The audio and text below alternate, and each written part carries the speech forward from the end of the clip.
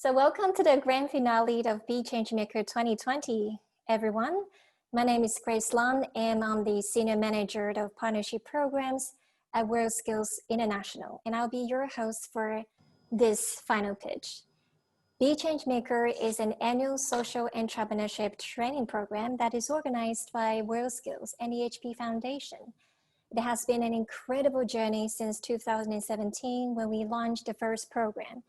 And each year we have been seeing the transformation of young people who have great ideas, skills, and determination to create positive changes and bring us closer to achieve the United Nations Sustainable Development Goals. We're very happy to see the top 5 teams here and a wild card who have proven to be the most creative, engaging, and really stood out to be the true social entrepreneurs from 475 applications covering 82 countries this year. And many, many thanks to our amazing partner, the HP Foundation, our supporters, mentors, and coach, and our judges. And most importantly, the young people who have been part of BeChangeMaker to make this program a success. So speaking of young people, let me introduce you our teams, Easy Diabetes, whose team members are based in US, France, and India, and they are ready to show how we can best support people who are suffering from the global epidemic of diabetes. And next we have Eco Energy Africa from Cameroon, whose solution and business model will create environmental friendly energy that also brings business opportunities to local farmers. We'd also have Eat Everything, who has set out to start a movement of sustainable dining culture from the city of Taipei to the rest of the world. Next, we have Team Rocher from Costa Rica to tackle a serious social issue regarding violence and sexual harassment for women. And from Pakistan, we have Ora Rush, who are empowering young children, especially girls, with knowledge about menstrual health related education and issues. And lastly, our mysterious wildcard that is not mysterious anymore is Chaso from the Philippines, who are on a mission to tackle youth unemployment by providing an innovative platform for skills training and purpose-driven career guidance. And next, I would like to welcome our judges, whom we are very happy to have on the panel today for the final pitch of BeChangeMaker. We have Tommy Hellstrom, who is the WorldSkills honorary member and a very successful entrepreneur based in Sweden. And our next judge is Matthias, who is the leader for business development at HP and one of the advisory members for the HP Foundation. Finally, we have Daniel Andunga, who is the program manager of the African Union Youth Programs. So Tommy, would you like to say hello to the teams and the audience?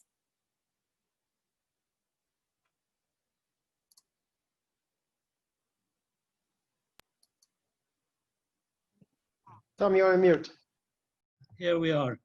So hello, everyone. It has been very exciting to take part of your great presentations, and I look forward to hear you live, and it will be a difficult job for the judges, I'm sure. Thank you, Tommy.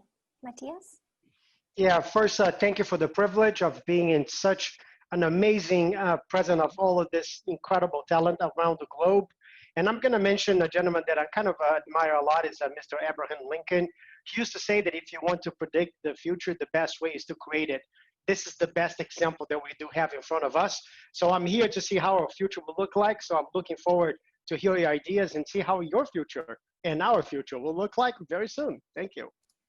Thank you, Matthias. Daniel. I just want to say congratulations to all of you for making it this far. And I think already all of you, the 5 of you are winners in a way. So congratulations wherever you are. And it's a complete pleasure and privilege to be here today with you on the next step of this competition. So congratulations. Thank you so much, Daniel, and thank you, judges. So I would like to remind our audience to join us and support the teams by voting on the website. So you can grab your mobile phones now or use your computers to go on vote.BeChangeMaker.com and log in with your email address to evaluate the teams with points 1 to 5 based on the criteria that you can see on the screen here. The audience only vote once, and the public votes will be counted as bonus points for the teams. So for the audience, please make sure you start your voting for the teams during the pitch. And for the teams, remember that you have 5 minutes to pitch and 3 to 5 minutes for the QA with our judges. And now it's the time, and I hope you guys are ready. So let's welcome Team Easy Diabetes for the first pitch. Thanks, Grace. I'm going to share my screen now. Can you see my screen? It's coming. Yep, go ahead. Awesome. So hi, everyone. We are Team Easy Diabetes. So let me tell you a little bit about my grandmother. She was an avid reader, but she had diabetes and she lost partial vision due to retinopathy, which is a common complication of diabetes. And she was unable to pursue her interest. And it was frustrating to be unable to help her. All of us have family members who have diabetes, and we've seen them struggle with managing the illness. Diabetes poses a major challenge for India. India has a population of 1.3 billion, and 70 million of the people suffer from diabetes. 140 million are pre-diabetic. Diabetes can negatively impact all aspects of life, from work, food, and others if it is not well managed. It also puts a strain on personal finances. It can increase risk of many other complications. And like other chronic illnesses, diabetes tends to lead to isolation, which reduces adherence to treatment. And our solution is a one-stop diabetes management platform with a focus on building a community and lifestyle management. We are building a mobile app and website. First, using our basic prototype, we conducted validation interviews. The doctors we interviewed were very interested and approved of the features. We also interviewed patients to understand their needs better. We evaluated the current apps for diabetes and found that they were limited in the overall management and generally provided only basic logging functionality. We then finalized features for version 1 of our app. And the innovative basis of our platform is to bring community therapy, which is non-existent in the Indian medical system, to revolutionize diabetes management. We included many other unique features to create a complete solution and identified the features people would pay for. We now have a working prototype. We've created an easy access dashboard and logging. The app lets you work with your doctor, find a new doctor, and keep track of appointments. The community feature lets you host events, join various groups, and feel connected. We've also strongly kept the Indian taste in mind as we've built the nutrition section. The app also provides healthy substitutes that are easily available, and the workout videos that are available are for both younger and older users. We've started in-house development of the app and hired 2 developers to speed up the process. We are currently working with experts for content creation. To assess the impact size, we split the diabetic market by urban and rural population, and further split these by megacities, tier 2 cities and towns, and villages. We chose to focus on tier 2 cities and split this market by age. The age group of 35 to 65 will be the primary focus for version 1 of our app, and this gives us a potential market of 14.7 million users. The 18 to 35 group will be a secondary market for the app. We've identified our tiered marketing channels, and our key focus will be on working with doctors to reach users. We've established a social media presence and successfully conducted our first webinar to increase interest and market the app.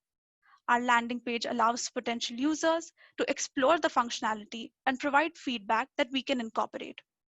Our strategy is to partner with doctors and cover selected tier 2 cities every month. We are currently piloting our strategy with Nagpur. We've spoken to 20 doctors, and 15 are excited to use the digital records provided through the app and promote the app. We will focus our marketing efforts in Nagpur when we launch the app and then move to other cities. Our primary source of revenue for version 1 will be the premium membership, and we've priced it so as to avoid burdening the users with significant added cost. We've identified the revenue required to update, maintain, and run the app.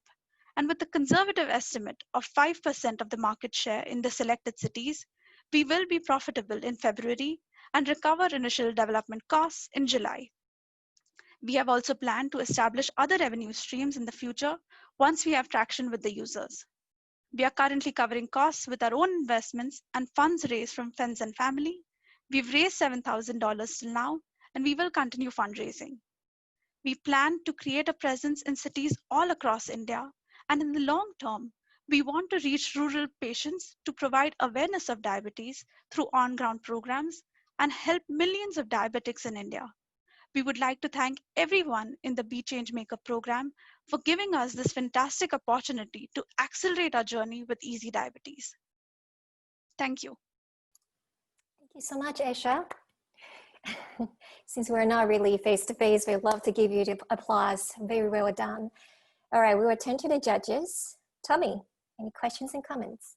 Yeah, thank you very much for a great presentation on a very important subject, for sure. I would like to put you a question. Which would you say in 6 to 12 months ahead are your main challenges to reach out as you planned in your strategy? Thank you for the question. I think that's a great question. Our key challenge right now is just dealing with reaching out to people with the whole COVID lockdown. And we are getting around that by using more and more of the digital communication methods. And we hope to continue doing that. It's actually allowing us to start building our expertise in having webinars and digital communication. So that's really great. The other challenge that we do see with India is that we have it's a big land and we have to get across to many cities across different states.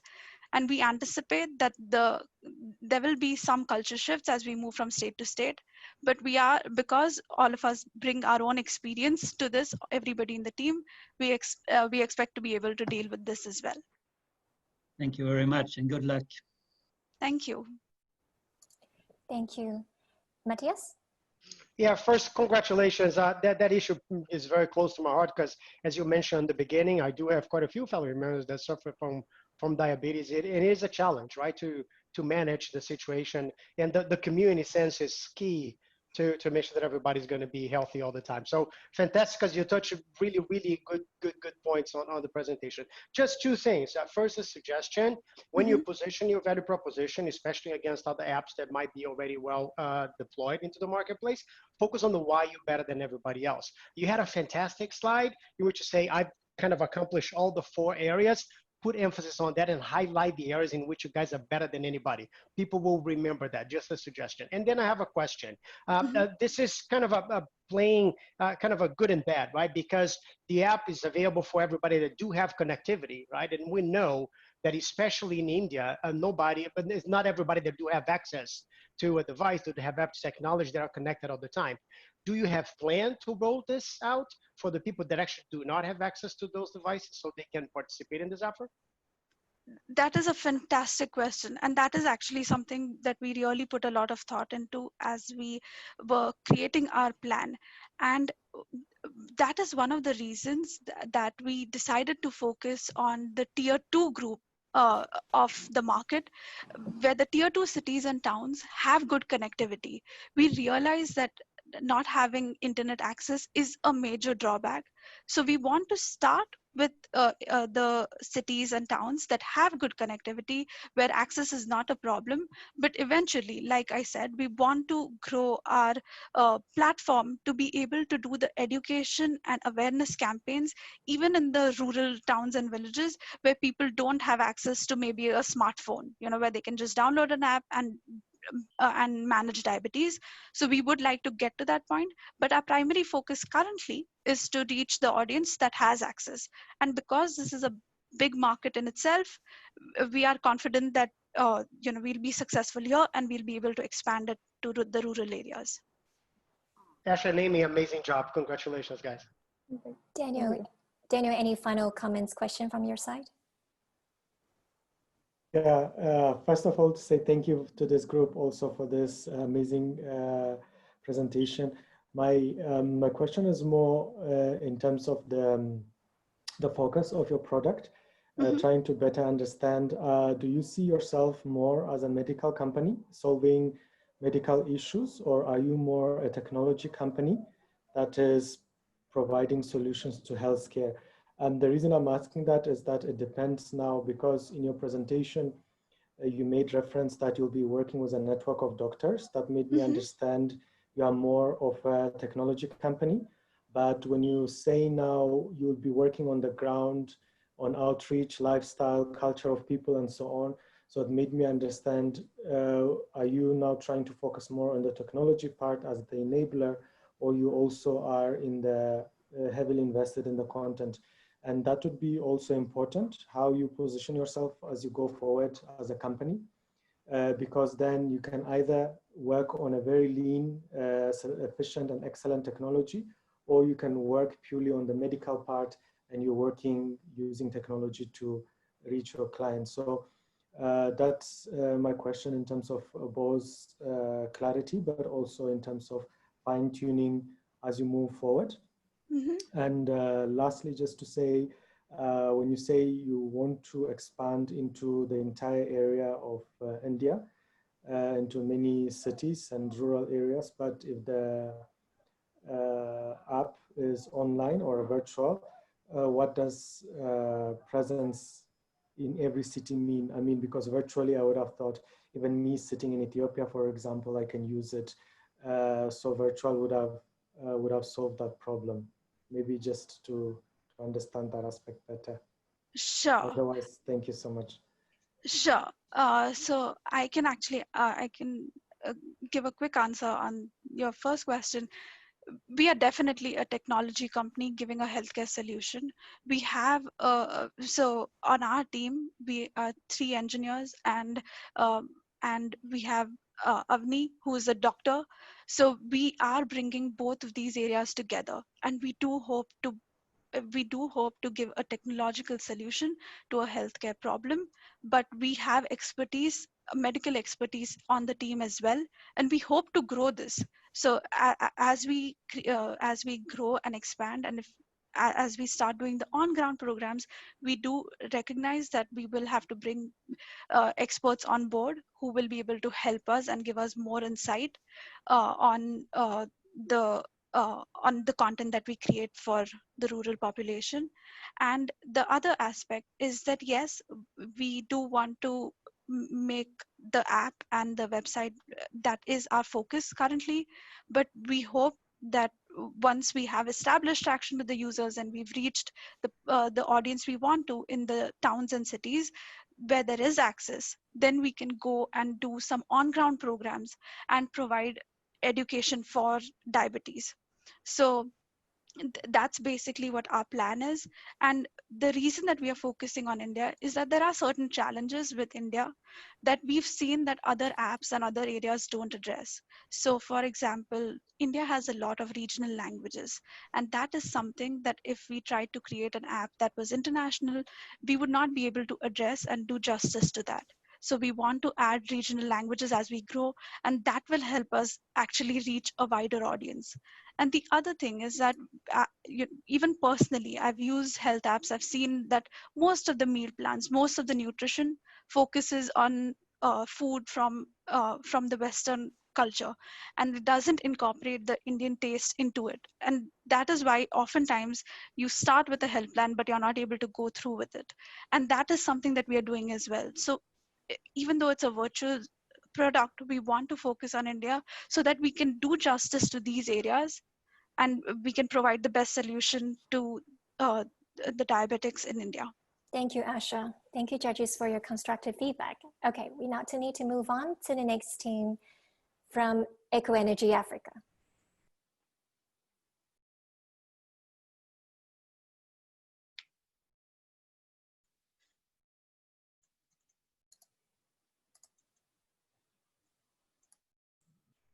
Hello, everyone. We are Eco Energy Africa, and we seek to provide clean access to cooking while combating deforestation and climate change. With over 80% of its forest coverage gone, Côte d'Ivoire happens to be one of the worst cases of deforestation in the world. In fact, it's #3 worldwide, and it's #2 in Africa. The impact of deforestation on Côte d'Ivoire cannot be overemphasized. While there are a number of causes, the country's heavy reliance on charcoal happens to be the main cause of deforestation, with over 80% of households depending solely on charcoal for wood fuel and cooking, and the UN estimating that by 2050, the demand is going to be 1 million tons a year. This is one of the highest of any country in the world. On the other hand, more than 40,000 Ivorians die every year from domestic air pollution from their own kitchens. If you do the math, this is more than the number of people dying from HIV, from malaria, and coronavirus in Côte d'Ivoire. This begs the question, how do we make Côte d'Ivoire green and healthy again? Our solution is a long-lasting, clean-burning source of fuel produced from 100% recycled waste. Côte d'Ivoire is blessed with lots of coconuts. Today, my team and I gather all the coconut waste that litters the street or just dumped in the ocean or burned in the atmosphere. We convert all of this to clean energy. But Côte d'Ivoire also produces 1.7 million tons of agricultural waste every year. We can convert all of this to produce charcoal to meet the country's demand. Our solution burns cleaner, it burns longer, it's affordable, and for the first time, the country can consume charcoal without cutting down a single tree. Our business model is very inclusive. It starts by engaging members of the community, where we build a network of farmers. We provide them this locally improvised kiln. We train them on how to convert their excess agricultural waste into charcoal, which we purchase from the farmers and help them increase the source of revenue. 10% of the charcoal produced by the farmers is used by them. We help them convert this into nutrition to help increase their soil yield and increase their product yield. In order to reach the mass market, we will leverage on our own branded kiosks, which will be managed by members of the local community, especially the most disadvantaged people like single mothers and poorly educated young men. To reach the business-to-business customers, we will deal with them directly and negotiate long-term supply deals. But also our business customers can earn a green business seal and also earn carbon credits that they can trade for money on the carbon market. We've identified the 6 key factors that matter to our customers, and we've ranked ourselves against competitors, and we are clearly top of the class. Today, we sell our product on par with a competitor, but because of our relative low cost of production, we have a profit margin that's almost double that of the competitor.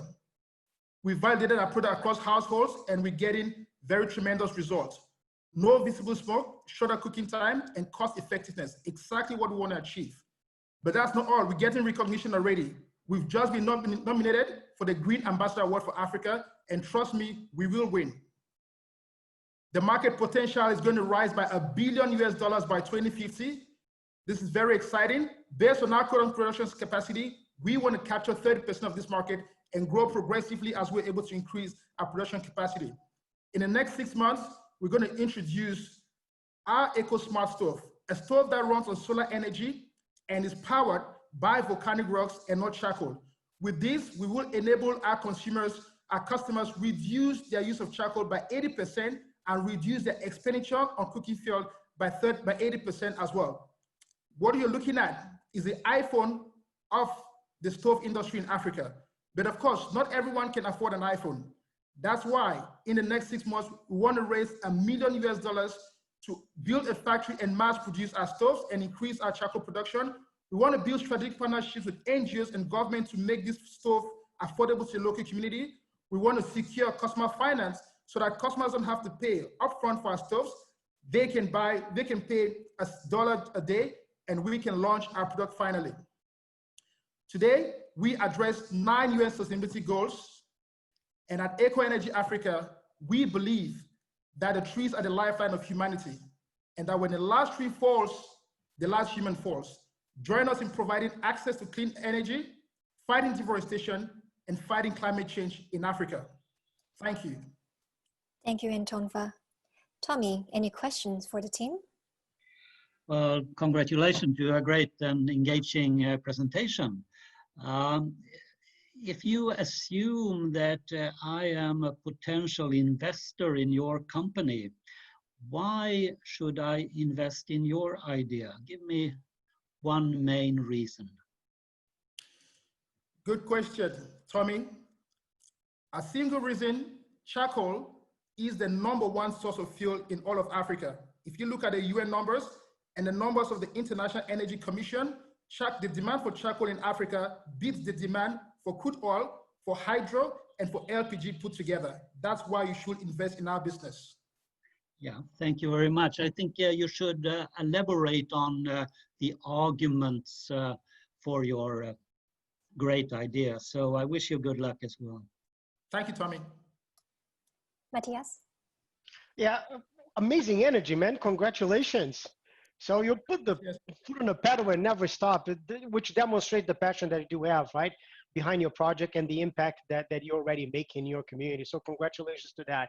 I have basically one simple question. So because you don't want just to stay in Côte d'Ivoire, you wanted to expand to different market as well.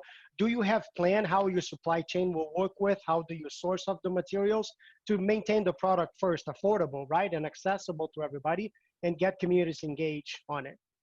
Absolutely, great question, Matthias. So in order to make our product affordable and to make our source of raw material readily available, that's why we're leveraging on the farmers network. The idea is not just to help our farmers increase their livelihood by generating income from their waste. We also want to ensure that there is a safe and readily available source of raw materials. So we want to ensure proximity to raw materials. So with that, you can, as you know, Africa is an agriculture-based economy, right? It accounts for more than 60% of the GDP of more than 70% of the countries in Africa. So with that, there is enough source of raw material available. For our volcanic stoves, most African countries are blessed with enough volcanic stones. In Côte d'Ivoire here, we've worked with the geologists who have determined that the deposit of volcanic stones in this country, volcanic stones, can serve the country for more than 200 years. We originally come from Cameroon. In Cameroon, we have over seven active volcanoes. Our volcanoes erupt every after 10 years. So we have enough deposit in Cameroon alone to satisfy the whole of Central Africa. So in terms of sustainability, we have a very stable and powerful pool of raw materials. And we think we're ready to scale across Africa. And also the problem of deforestation is not just limited to Côte d'Ivoire. In fact, I have a backup slide that shows you the deforestation across the country, across the continent.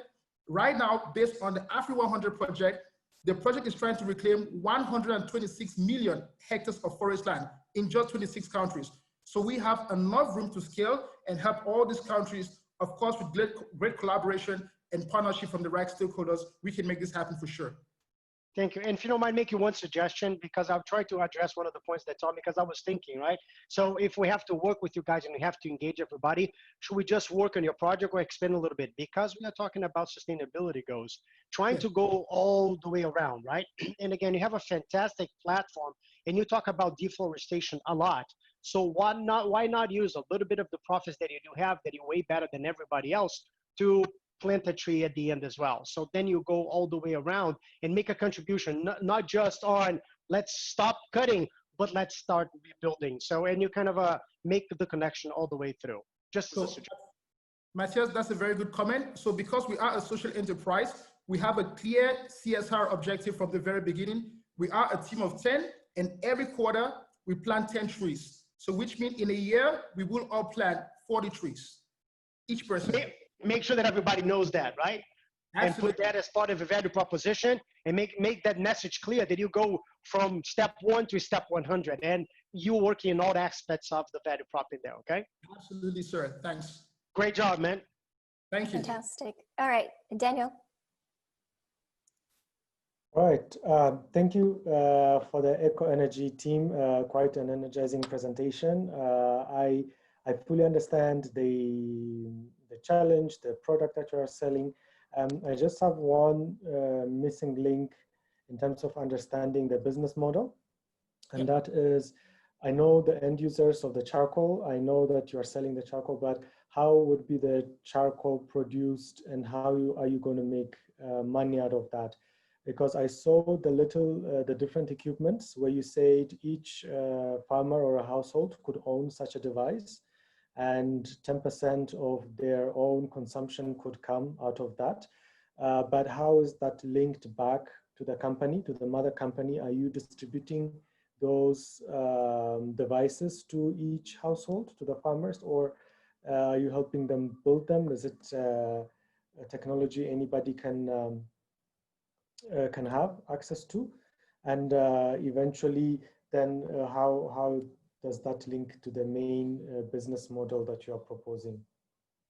Thank you very much, Daniel. I'd like to clarify. So here, we're providing this kiln as an onboard incentive for farmers to convert their agricultural waste into charcoal. We buy the charcoal from the farmers. Now, because we understand that the charcoal can be used to provide nutrients to the soil, 10% of what they produce, we train them on how to convert that to organic fertilizer for the soil. Now, we have a production facility. We produce already. We currently have a production capacity of 1 ton an hour. So on an 8-hour shift, we have 6 intensive hours of production. We can produce 6 tons of charcoal a day.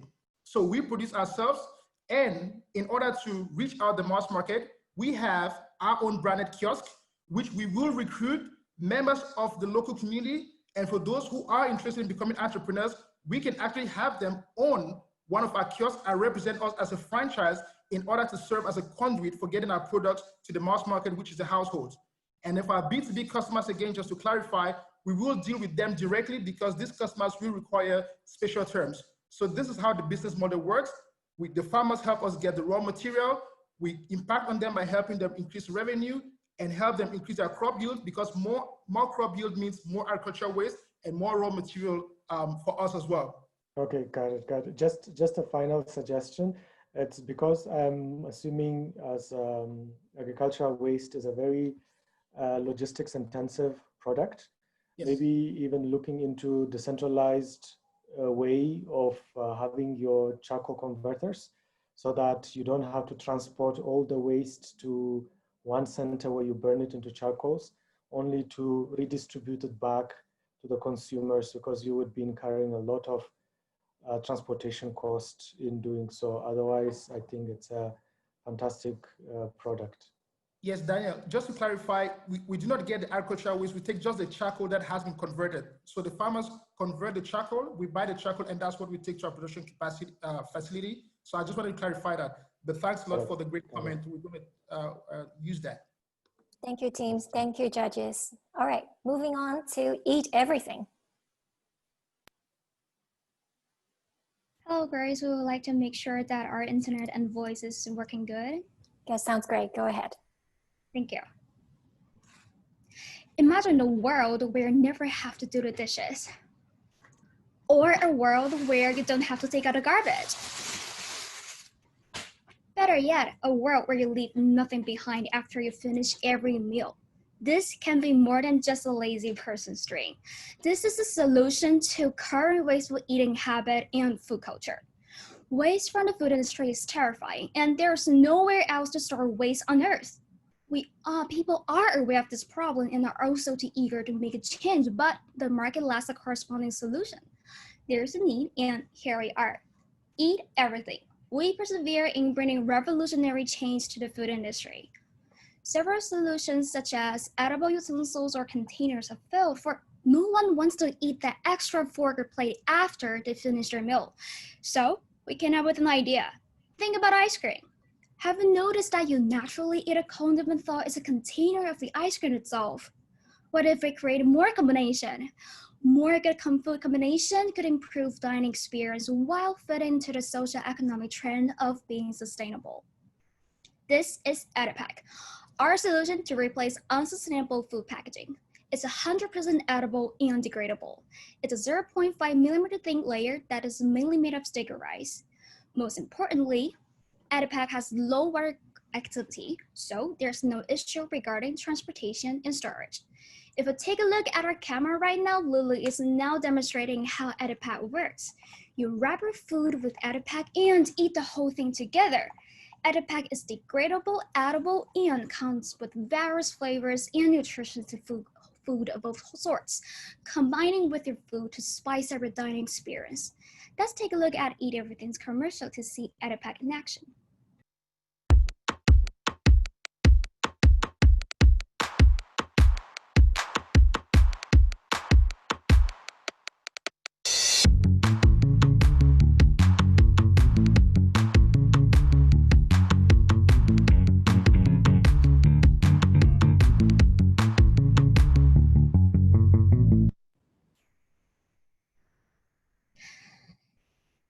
expected price line is generated from the primary benefit, sustainability. Although slightly higher priced, our market research shows that there's much more acceptance to our unique product.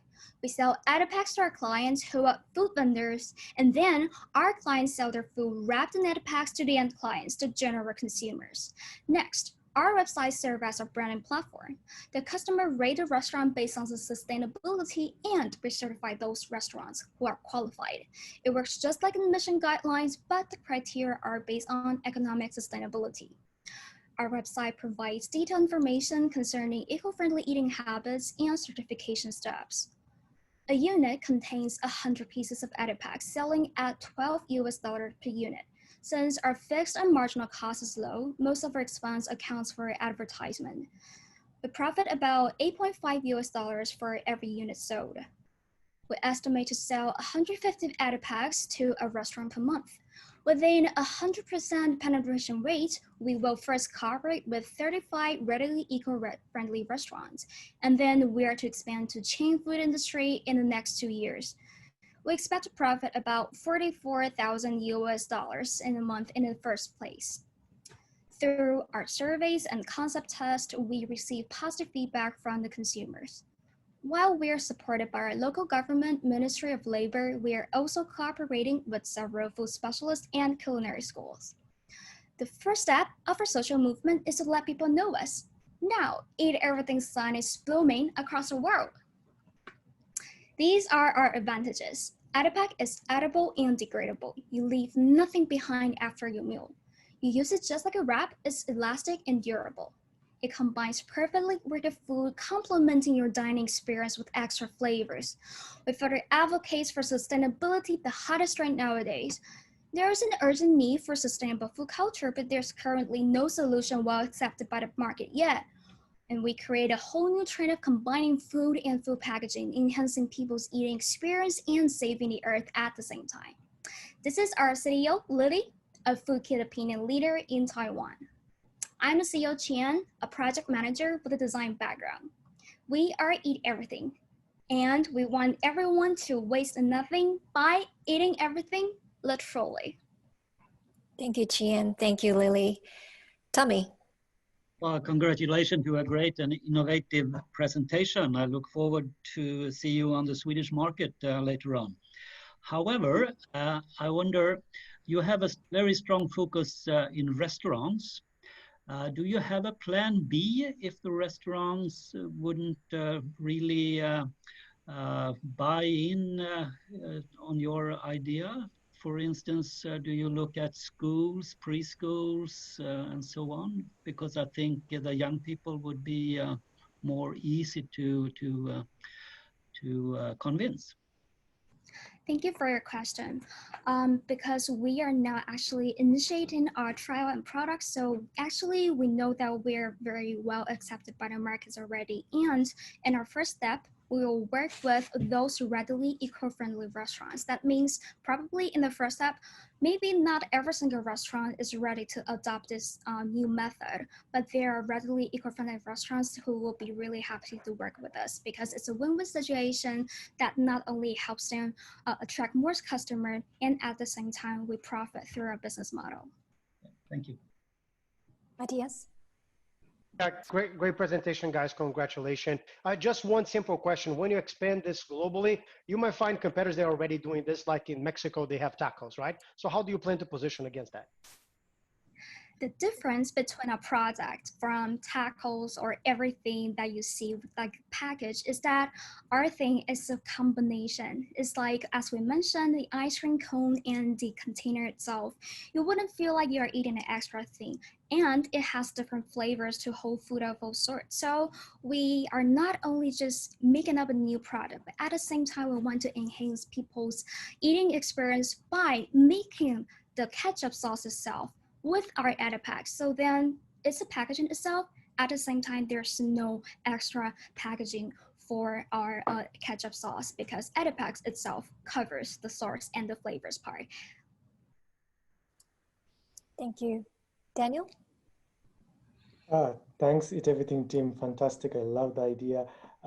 Just my question, similar to what Tommy has said, many of the restaurants I don't see their food coming packaged. Usually it's the fast food industry that has a lot of packaging and everything. And there is a reason for that. Mostly it's convenience because you're taking it away, and protection also from, I don't know, dust and bacteria and everything like that.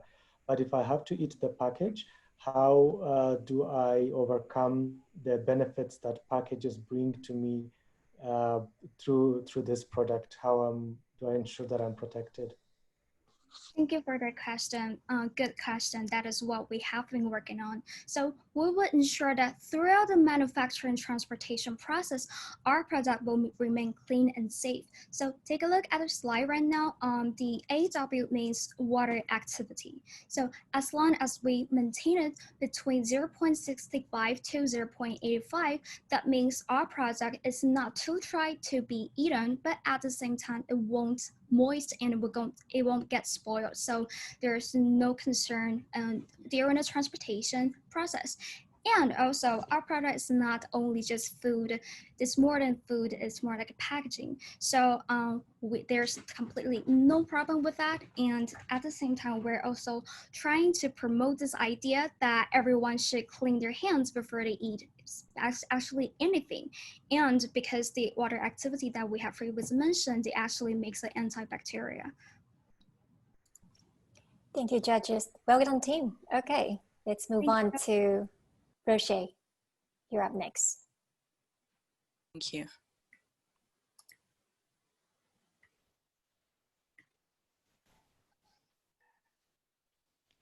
Have you ever felt insecure? Have you ever been captured? Have you ever been raped? Have you ever been a woman? She's my sister Katie, and she's not the only one. In my country, 6 out of 10 women have suffered sexual abuse in public spaces. For that reason, we created Roshi to help you get in home safe. If she's facing a situation of danger, she can use her panic button to send an alert and notify the emergency contacts. With Roshi, she can decide who will be alerted if she needs help. Also, she can check the safe places nearby, which will provide her immediate support. These are companies allied to our cause and trained to assist women when needed. After receiving support, Katie is ready to continue her journey, this time using the checkpoints. This feature allows us to trace the route and estimates the time it takes to arrive. In this way, we make sure everyone is getting safe to their destiny. As part of the innovation of our project, we included voice features that women can use to navigate through the application and activate some functionalities. For example, they can check the safe places nearby or send an alert using our panic button. The second one will be the physical panic button. We will start with the one within the application, but we want to create multiple wearables women can acquire that will have the same functionality as the one within the app. And the third one is the self-defense lessons. Women will have the opportunity to obtain a membership of 2 self-defense classes per month. Also, as part of the innovation of our project, we included the map that creates routes with color codes that indicates which places are safe and which are not. To understand better how it works, first, a woman presses the button and we will save the coordinates of the location where the button has been pressed. We will store all the data of the locations where the women have pressed the button, and we will use this information to create the routes. This feature will prevent them from crossing dangerous areas. Also, we want to share this information with the local police of our country to get an effective control in these places. Same as Katie, we want to help more than 500,000 women from ages between 12 to 25, but we want to become a global solution and impact even more lives. To make this real, we need to gather $7,000 for the app development and $3,500 to keep it working per month. To cover these expenses, we only need 400 users paying between $8 to $12. But we are also planning to have other incomes such as NGO support, safe places, government, and also the safe places and the publicity that we offer to make it sustainable through the time. About our subscriptions plan, our main focus is women's safety. For that reason, we have 3 different plans, and the first one is the free plan. In this plan, you get access to the safe places, the panic button, the forum, and also the emergency contacts. In the $8 plan, you get access to the checkpoints, basic voice features, and also the real-time location. And in the $12 plan, you get access to all voice features, 2 self-defense lessons per month, and also the safe routes. We calculated this cost based on interviews that we run to more than 135 members of our target audience. Also, we created business plans for SMEs, universities, and NGOs that fight for the same cause that we do. This way, we can create partnerships and allies and expand and grow as a business. As part of the highlights during the competition, first we started developing the webpage, after that the prototype for users and safe places, a promotional video, and started the phase 1 of development. We already started developing the app with 2 developers, and part of what you were able to see before in the screens, it's what's already working. In this slide, you will see the next steps of our project that includes 3 phases of development, 1 per month, and also a crowdfunding campaign 1 month before the application's kickoff. This will help us to cover the expenses of the app before we start receiving income from the user subscriptions. We want to change the daily life of women. We don't want them to have to look back often. We want everyone to get home. We care. Do you? Thank you, team. Tommy. Thank you. Yeah, thank you very much for a very good presentation. You mentioned in your strategy plan key alliances as a step 3. What kind, could you be more precise? What key alliances do you really look for? Yes, we're right now working with an alliance with the government for an institution called INAMU, which is the one protecting women in our country. So that will be the first alliance. And also the safe places, will provide alliances as well. Those will be companies allied to our cause. We will give them a certificate to operate, and they will be trained to assist women if they need it. Thank you. Thank you. Yes. Felicitaciones a todos. Excelente presentación. So congratulations. Great presentation, guys. I had to do that. I'm sorry. I know we were running late. So apologies to the WorldSkills team, but I had to. So just one suggestion. It's fantastic, the app that you guys are doing, but you're using it more in how to mitigate the problem and not much on the prevention, right? So just a suggestion, once you have all that data, map the areas that are going to be more troublesome. So now you're working not only in mitigating the issue and how to get safety over there, but also to tell everybody, don't go that place. That's it. Excellent, guys. Good job. Thank you very much. Daniel. Congratulations, team, as well. Very useful area. My comment was around what Matthias has also shared. A lot of the features that you have shared are based on panic button, somebody pressing it. And oftentimes from all our personal experiences, I know in the intro you said, have you ever been a woman? And I cannot speak from that experience, but any crime, when it happens to us, usually it's after we are in that crime situation that we realize, could we do something? But since this is a fantastic app that follows your mobile movement patterns and everything, instead of a pull notification, could there be like a push notification feature that if you say, I'm going to the market and back, so it checks on you, are you at the market already? And then you press, yes, I have arrived. Are you back home? Yes, I've arrived. If you're walking somewhere, the app already tells you, attention, don't go this route, walk at your own risk. So you confirm by saying, I understand the risk and I accept, but I'll still have to go there because that's where my grandmother lives or whatever. But otherwise, great presentation, just a suggestion there. Thank you so much. Thank you very much for your comments. Yep. Thank you, judges. Well done, Kevin and Vivi. All right, moving on, we have Ora Rush. Thank you so much, Grace. Let me share my presentation.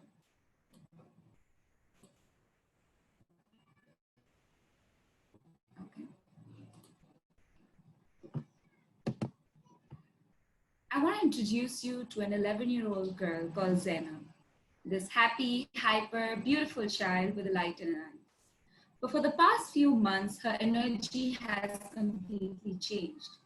She's quiet and not so playful anymore. Her mother noticed this change in behavior and attributed it to a normal part of growing up. What she didn't know was that Zainab had started her period, and she was hiding it because she had considered it as her own fault. Many girls in Pakistan lack the education, support, and resources to manage their periods hygienically. Sex and reproductive health education was never given a priority, and it has been ignored even more during the pandemic. In fact, 1 out of 3 girls miss school during their period. And these uninformed girls later become uninformed mothers. And this leads to a vicious cycle of unhygienic menstrual health practices, infections, diseases, and lack of empowerment. So we surveyed the ecosystem and we realized that no one was working on a truly scalable, digital, engaging, and interactive solution when it comes to this education. So we started building Raji. Raji is an AI chatbot that uses text, GIFs, images, videos to teach menstrual hygiene to young girls in a private and non-judgmental way. Raji comes with the following features. It provides animated content around taboo topics, access to education and product with dignity, and expert advice in cases of emergency. Since our audience are young girls, we reach them through parents and teachers who were earlier acquired through social media, word of mouth, and school networks and NGO networks. Our market is dolls and girls from 10 to 16 years of age and the global feminine hygiene market. And it also expands to other South Asian countries that have the similar taboo or even worse. In Pakistan, we do have offline traditional healthcare providers and e-health startups working on this topic, but they're a threat to privacy to young girls and their content is not kid-friendly.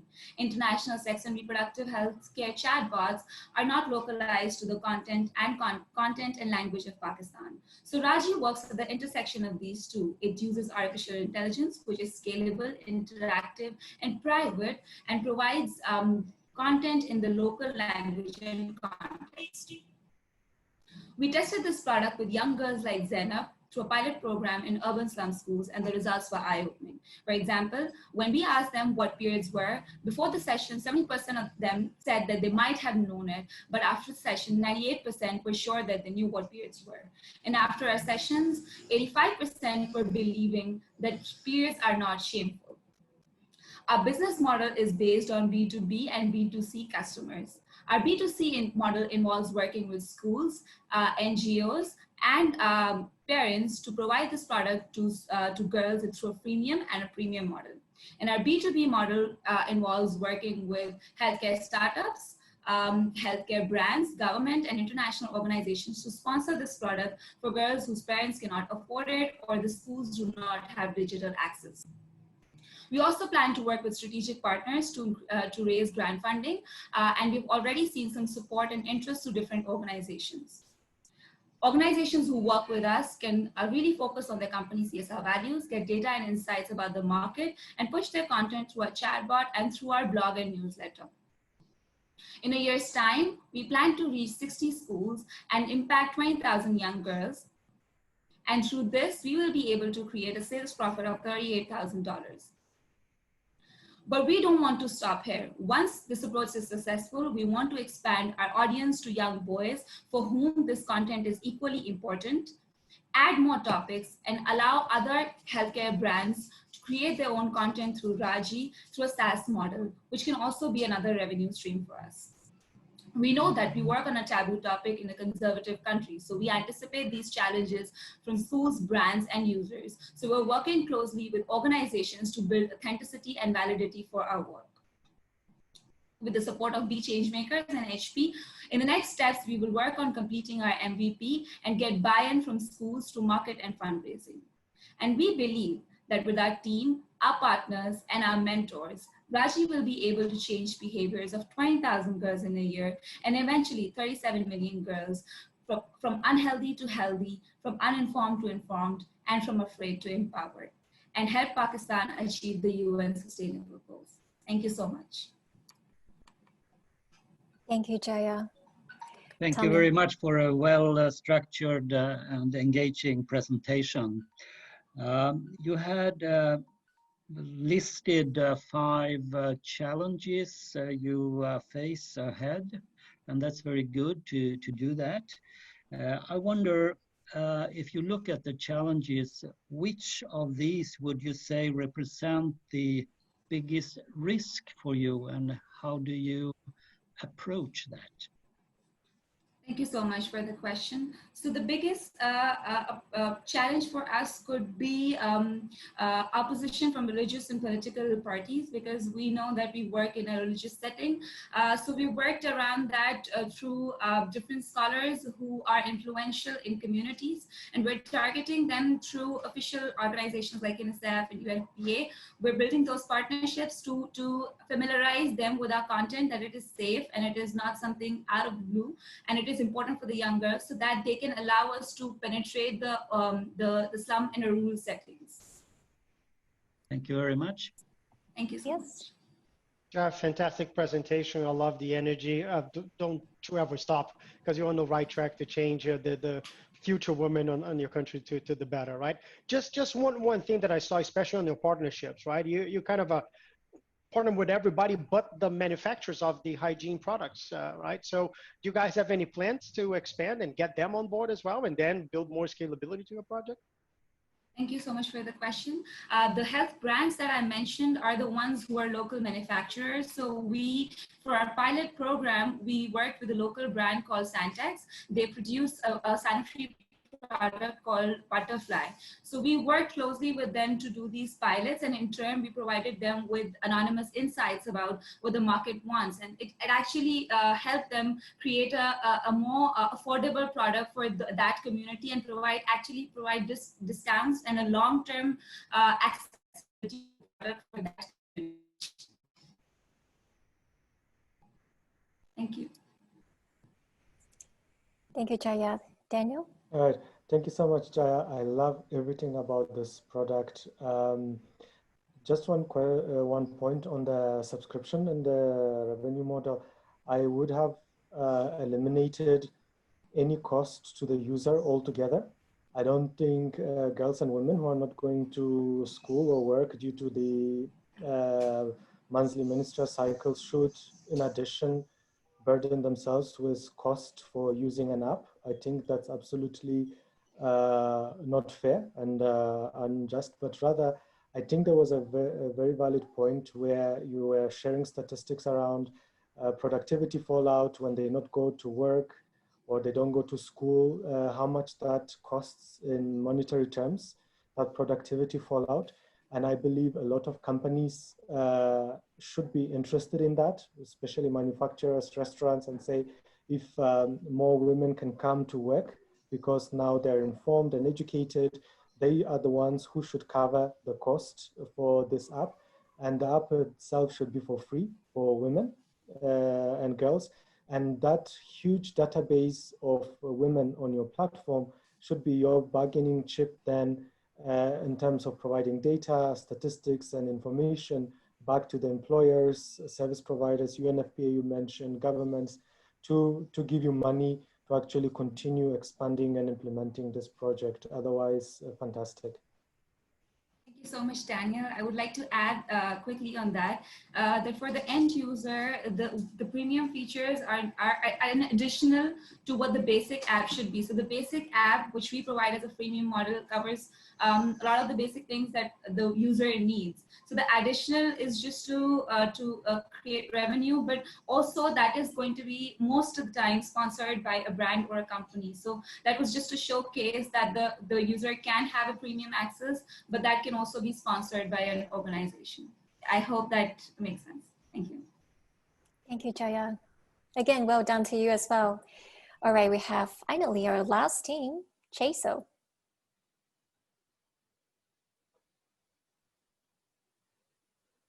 I want you all to meet Juan, a young Filipino who was stuck in a career that he never wanted, but can't let go of it because he was the breadwinner of the family. But COVID happened and he became unemployed, and became part of the 27 million Filipinos who are currently unemployed and finding it hard to find a new job. Studies have shown that this hardship is brought because of skills gap and limited job opportunities. But after careful research, we realized that these unemployed doesn't even know what skills to build, where to get the skills. And the issue of limited job opportunities, well, it's very tricky. You see, these unemployed rely on the leading job portals for job opportunity information, But these portals can only be accessed by the 3% registered businesses in the Philippines, which is why we have created Chasol, an online talent transformation hub giving talents like one innovative job board plus AI-generated career map and training pathways, giving businesses affordable HR and recruitment automated tools. Now, what makes our solution innovative? Well, firstly, our job board houses unique features such as company culture board, which shows meaningful data about the company, like how they take care of their employees, if they are an LGBTQ ally, and so on. We also pioneer a company impact data, which shows a sustainable development goal the company is trying to achieve and the specific activities they're doing to achieve that goal. And most importantly, we have devised an AI-generated career and training pathways. This time, one can look into any job opportunities and he'll know exactly what skills he can build, how long it will take him.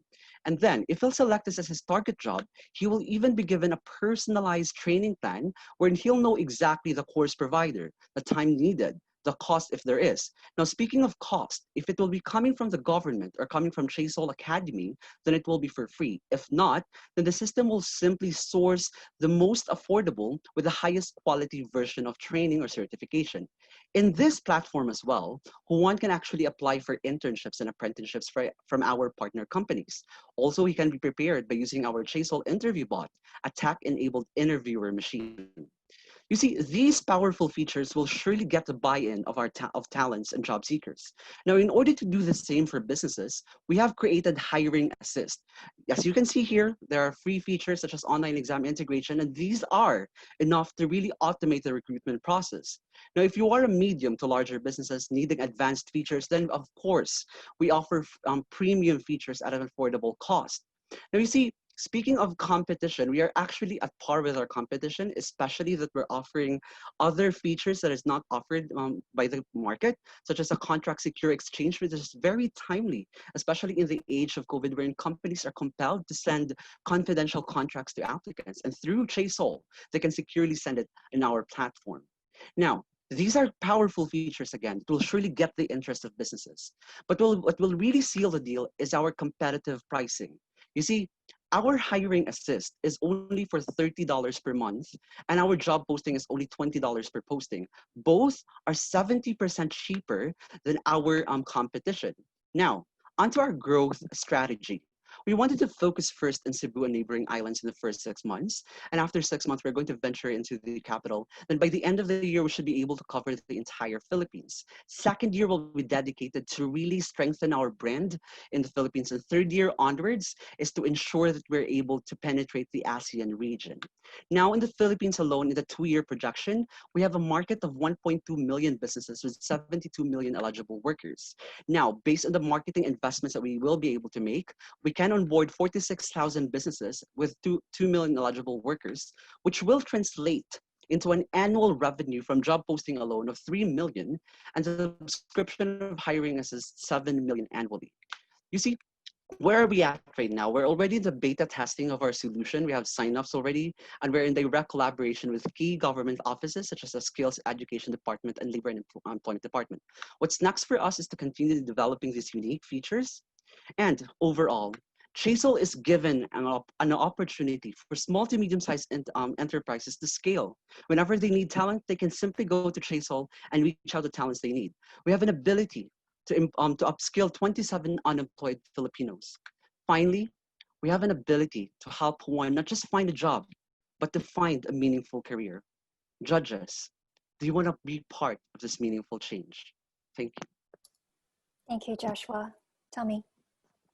Thank you very much for an interesting presentation. You surely address a huge global issue regarding matchmaking on the labor market. I spent all my life within the business sector, and I wonder what does your strategy look like to really convince SMEs, because they don't put money on things very easily. You need to be very, very strong in your arguments. Definitely. So, involve SMEs would be my recommendation. Okay. Now, firstly, there are a lot of bad things that COVID that cost our lives. But if there's one good thing that COVID had affected our business, it is that a traditional way of hiring is now abandoned, and now everyone is forced to do it virtually.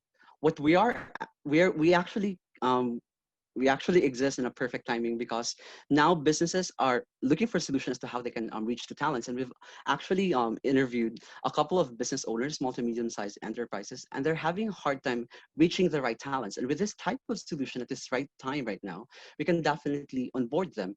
But not just that, our short-term marketing strategy is to really put forward the value of our solution by creating like social enterprise challenge among the youth, and to be supported by youth-led organization. My goal for this type of initiative is to introduce our solution in a very creative way in which we will be able to get the support of the youth, and then we will be able to partner with businesses and give them the value of this type of solutions, and at the same time onboarding them with our mission. So that's our short-term goal.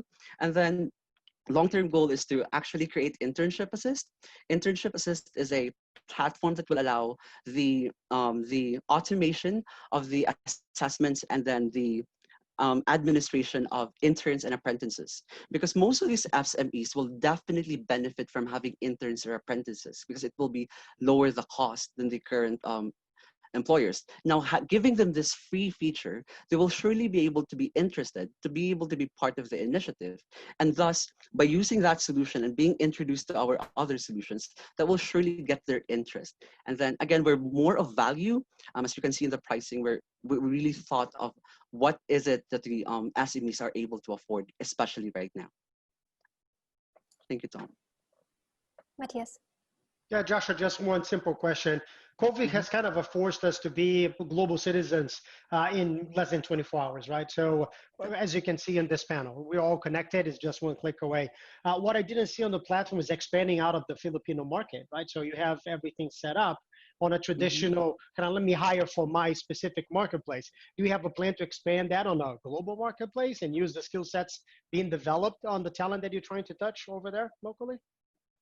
Definitely. So in one slide that I've mentioned earlier, we are really focusing in our 5-year plan is to focus our expansion in Southeast Asia, because most of the population in Southeast Asia do reflect to the population in the Philippines, wherein we do have more blue collar workers.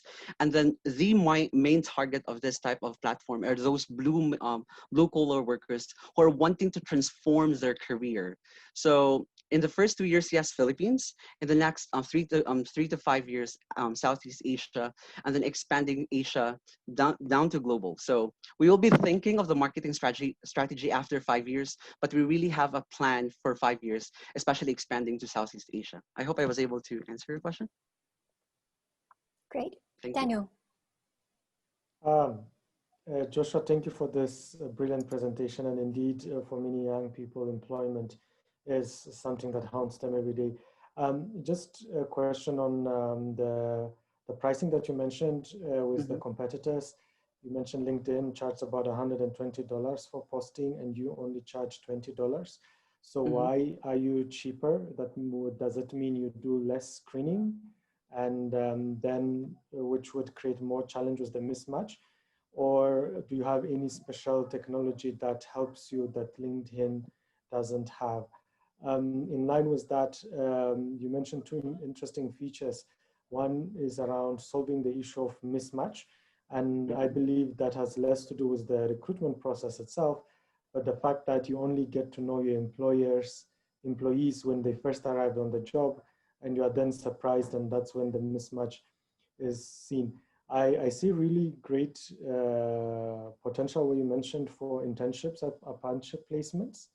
And maybe that could be a wonderful opportunity how to unlock that issue then when people come do the internship, apprenticeship for 3 months, and how do you help as many people as possible after 3 months internship, for example, they transition to a full gained employment. That could make you really different from just a matchmaking platform where you can link your learning and others, just as a suggestion to focus on what really you are trying to solve here. But otherwise, really great solution. Thank you, Daniel. Back to you, Joshua. So onto 2 points. Firstly, onto your question about pricing. Since we are sourcing every talent here in Cebu alone, our developers are from Cebu.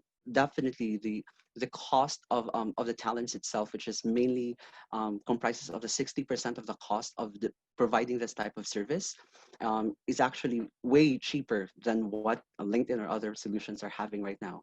And we've actually run a projection on the cost that we will be able to have in the next 12 months as we develop these. And this is the most competitive pricing that we're able to strike a balance. We have a margin of 20% at least, and then we're able to also do the value that we've talked about. Secondly, onto your question as to about being a job matching platform and then providing the solution that we've mentioned. Um, Based on our research, especially for a defeated, I should say, a person with so much dream, but you cannot have it, you kind of felt defeated already, and you no longer want to seek other opportunities. Um, you would only want to focus on things that you can actually achieve because you're already defeated. Now, most of the unemployed would go to job portals, and this is where the most traffic is for this unemployed. And we just see an opportunity that what if this unemployed, by visiting this type of platform, will know the kind of opportunities he'll get if he'll be able to have this type of training. So that's why we've actually included that within our solution in order to challenge and to give that opportunity, to give that hope to those people who've lost the hope, and to give them a new currency. You no longer have to have like big money to be able to have formal education. You just have to have a currency of determination for you to be able to reach to your goal. So that's like the meta behind our solution. So I hope I was able to answer it. Thank you. Very good, Joshua.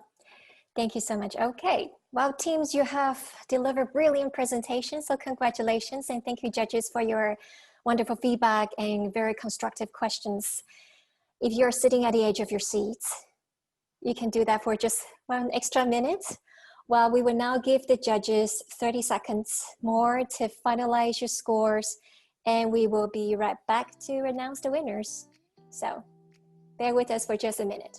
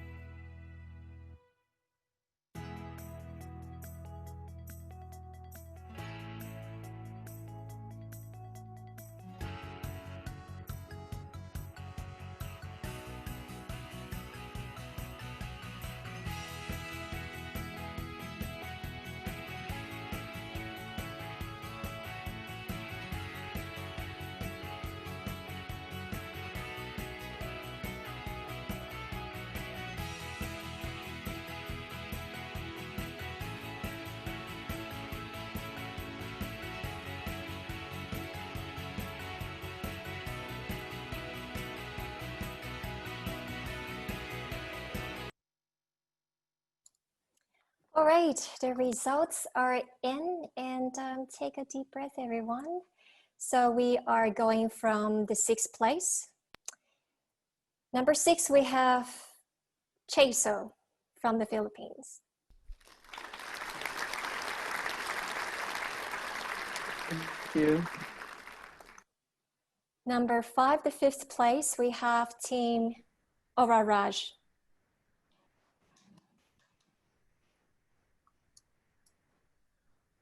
Or clapping. And the 4th place, we have Team Eco Energy Africa.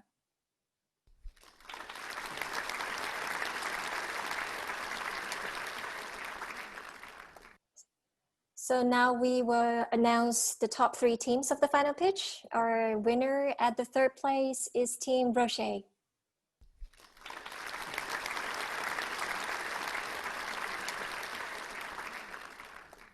And the winner at the 2nd place is Eat Everything.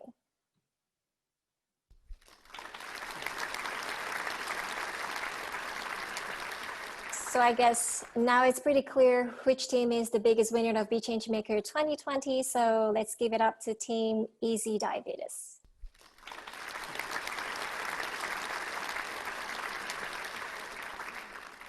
Love the sound effect. So now I'd like to just let everybody know that all top 6 teams here will continue to receive customized coaching for further develop their ideas. And each team will receive 1 HP laptop. So thanks to the HP Foundation. The top team, our biggest winner, in addition, Easy Diabetes, will also be invited to the Wolf Summit, which is a major startup event in Europe. And this will take place from the 5th to 7th October in Warsaw. The team has the opportunity to promote their business via a virtual booth to the potential investors. So that's extra point for our team Easy Diabetes. And I would just like to know if any of the teams would like to say anything, at the end of the pitches. Hi, Grace. I just want to say thank you so much. This has been a fantastic opportunity. We are so excited to have all of this mentoring, all of these opportunities that the platform has provided. And I think one of the things that we've definitely seen is that everybody has great ideas, and it has provided us an opportunity to connect with other entrepreneurs in other countries as well that we could not have done otherwise. And I think that is absolutely fantastic. So thank you to everybody on the BeChangeMaker team. And I would like to add, the mentor program is amazing. Kelly has been, and Vipul has been such a help. Mishal has been so great. And everything that the BeChangeMaker has provided us is so amazing. It has pushed us harder than what we would have. And thank you for everything. We're so excited. Thank you. Chi and Liddy? Thank you so much, Grace. We would like to first, of course, thank people from WorldSkills and also people from HP, Grace, Miguel, Ina, and our mentors, Kimberly, David, and Mitch. They have all been so helpful. And our coach and everyone who supported us. Thank you so much for making us all the way here and all the supports and everything that we learned here. And thank you, the judges, for your questions, because through the questions, we also know where we could probably lead our business to. So thank you, each judges. I really appreciate your questions and your appreciation. Thank you. Wonderful. And somebody just spilled a secret. I'm sorry that Kevin is having birthday today. Kevin, happy birthday. Thank you very much. Birthday. And I just want to say that I'm really grateful for this opportunity. It was really a great process. We have really grown. And I think that's part of what we are doing here, like getting to know each other, grow together. So thank you very much for the opportunity and the experience. Jaya? Yeah. Sorry.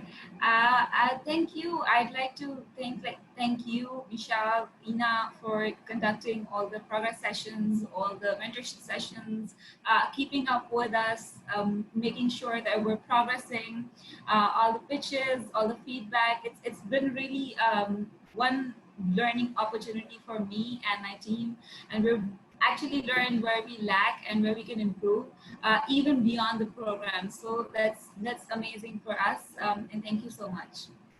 Thank you, Jaya. And Tongba? Hey, Grace and team, thanks a lot. I think it was a very great, it's been a great journey so far. It's been a wonderful experience. Joyce and I have no entrepreneurship experience, but we've left from entrepreneurship novices in the last 3 months to becoming very confident entrepreneurs. And we're ready to hit the ground rolling with our solution. And I think we're going to be making a real impact on Africa thanks to the skills that we've gained. Thank you, Antova. Oh, good. Joshua, any words from your side? Well, I just want to thank everyone. This has been a very great learning experience, from the feedback that we've received from the judges, down to the support and warm support from our mentors, Grace, Ina, Misha, Joanne, David. Thank you so much. Again, as I just want to echo what Echo Energy has said, we actually have transformed our lives from what we used to before. So thank you so much for the opportunity. Thank you. Vivian, anything from you? Yes, I would like to say thank you. Thank you for this opportunity. This has been an amazing process. So thank you to all the mentors and all the ChangeMaker members. We are really grateful, and well, yes, thank you very much. Our judges, any final remarks for the teams? I just want to say good luck to everyone. You are fantastic. You are all the winners. Yeah, I'll voice my Tommy. Just remember, we put this on a scale and an order. I would say there was probably 1 or 2 points difference between you guys, because it was super difficult to differentiate, because you all did an amazing job. So never stop inventing, never stop changing our communities. You're all winners, guys. Congratulations. Thank you, Matthias. Daniel. Right, just to congratulate all of you as well. Like all the judges have said, it's been a very tough call, but I think the main thing would be for you to implement it, and we would really love to see all these products being actualized and go out and tested and reach and benefit so many people that can really use those innovative products. So really congratulations once again. Thank you. And I want you to know that behind the scene, there's a big hero of BeChangeMaker who has been working very closely with the teams throughout the whole program. That's Misha. And you're hiding behind the camera at the moment. Anything you'd like to say to the teams? You're muted. Please unmute.